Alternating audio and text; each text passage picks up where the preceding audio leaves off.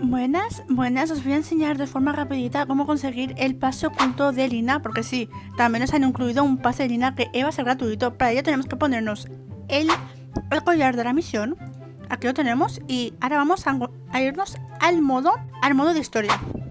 Tenemos que hacernos lo de los cuervos primero porque tenemos que ir a la biblioteca. Vale, una vez en las escaleras, tenemos que ir a esta puerta de aquí. La vamos a abrir. Corremos como si la vida nos dependiera de ello.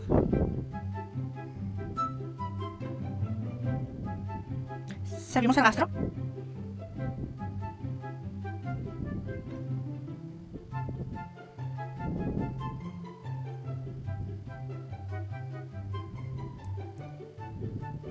Y tras hacer ese pequeño minijuego en la biblioteca al pasar los cuervos, tendremos el pase oculto de Lana en nuestro perfil.